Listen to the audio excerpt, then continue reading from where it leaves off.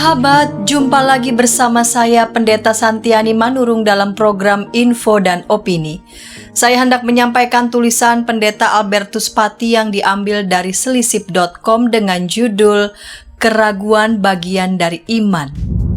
The truth is a constant dialogue with doubt, for God is incomparably greater than all our preconceptions about Him. Our mental concepts are idols that need to be shattered. So as to be fully alive, our faith needs continually to die. Callistus Ware. Koran New York Times pernah mengangkat satu artikel menarik. Dalam artikel itu disebutkan ucapan pendeta Justin Welby, Archbishop Canterbury dari gereja Anglikan yang cukup menggoncangkan. Pendeta Justin Welby mengatakan bahwa ada saat dan ada situasi di mana dia mempertanyakan apakah Allah sungguh-sungguh ada. Tentu saja ucapan seorang pemimpin gereja Anglikan Inggris dengan 80 juta anggota jemaat yang tersebar di seluruh dunia menjadi perbincangan hangat banyak orang. Sebagian yang nyinyir mengatakan bahwa ucapannya ini menandakan bahwa kemungkinan sedikit waktu lagi ia akan meninggalkan imannya. Ada yang berkomentar bahwa ateisme mulai memengaruhi pemimpin gereja. Tetapi sebagian lainnya justru mendukung pendeta Welby.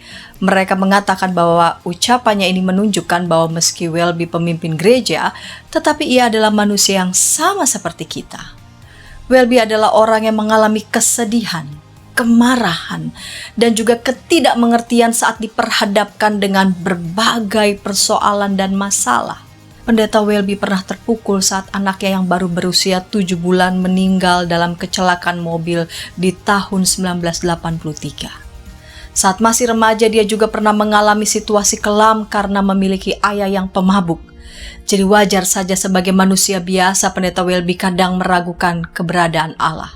Ketika orang bertanya langsung kepadanya, pendeta Welby menunjuk pada Mazmur 88, di mana pemazmur berada dalam keadaan kehilangan harapan karena kehilangan semua sahabatnya. Pemazmur yang frustrasi berat berkata, "Mengapa Tuhan kau tolak aku dan menyembunyikan wajah-Mu dariku?" Pemazmur bahkan mengatakan, "Kegelapan adalah sahabatku." Iman tidak menghalangi kegelapan atau keraguan-raguan. Saat disalib, Yesus justru berteriak, "Ya Allahku, mengapa Engkau meninggalkan aku?" Para muridnya pun diliputi oleh keraguan-raguan. Sesungguhnya tidak ada yang salah dengan keraguan-raguan pendeta Justin Welby. Kita semua pun kadang memiliki keraguan-raguan, dan ini sehat. Terlalu menekankan kepastian itu justru sangat berbahaya karena menghilangkan daya kritis. Sama seperti keberanian tetap bertahan di tengah ketakutan, iman pun tetap sintas di hadapan keraguan. Iman menjadi sebuah komitmen dan tindakan yang dipertahankan oleh iman. Keraguan jangan hanya dilihat sebagai tanda adanya gejolak atau rapuhnya iman, tetapi juga harus dilihat sebagai suatu kekuatan. Justru adanya keraguan itulah yang mengingatkan pada keterbatasan itu sendiri. Keraguan itu berfungsi untuk menantang dan mengkritisi keyakinan yang kita pegang teguh. Itulah sebabnya keraguan bukanlah pengganggu iman. Sebaliknya keraguan adalah bagian dari iman itu sendiri. Keraguan menciptakan kehati-hatian, tetapi juga mendorong kita untuk terus mengeksplorasi dan memperdalam apa yang kita yakini. Jauh lebih baik memahami sungguh-sungguh yang kita imani daripada memiliki iman yang buta karena kurangnya pengetahuan. Pada dasarnya orang lebih menyukai suatu kepastian. Oleh karena itu, betapapun keraguan-raguan membuat seseorang menderita, tetapi keraguan-raguan adalah awal dari suatu proses di mana iman justru mengalami pendalaman. Dalam cerita Alkitab, Thomas adalah salah satu murid Tuhan yang meragukan kebangkitan Yesus. Tidak ada yang salah dalam keraguan-raguannya. Sebaliknya karena keraguannya itulah Yesus memberinya kesempatan untuk melihat dan meraba bekas luka di tangan dan di lambungnya. Iman diperdalam oleh keraguan-raguan. Dalam buku catatan hariannya, Suster Teresa pun mengalami keraguan-raguan.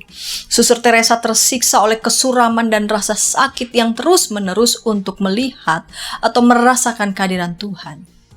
Dalam catatan hariannya pada tahun 1953 dia menulis, "Tolong doakan saya secara khusyuk agar saya tidak merusak pekerjaannya dan agar Tuhan kita menunjukkan dirinya. Karena ada kegelapan yang begitu mengerikan di dalam diri saya, seolah-olah semuanya telah mati." Situasi seperti ini sudah saya rasakan sejak saya memulai pelayanan saya.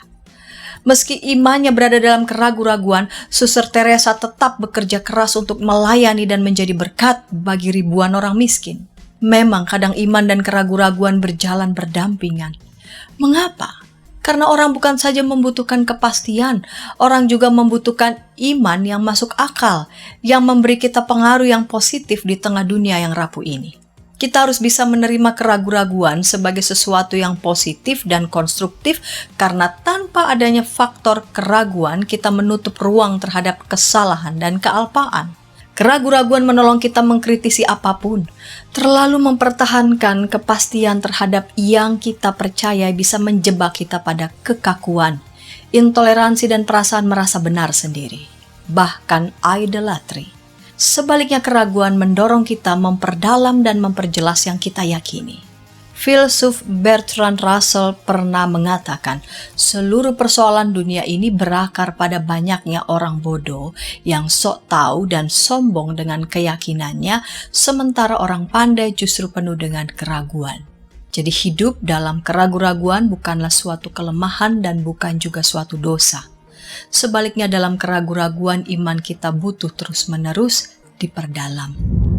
Sahabat, demikian tulisan Pendeta Albertus Pati dalam Info dan Opini. Terima kasih sudah meluangkan waktu Anda bersama kami.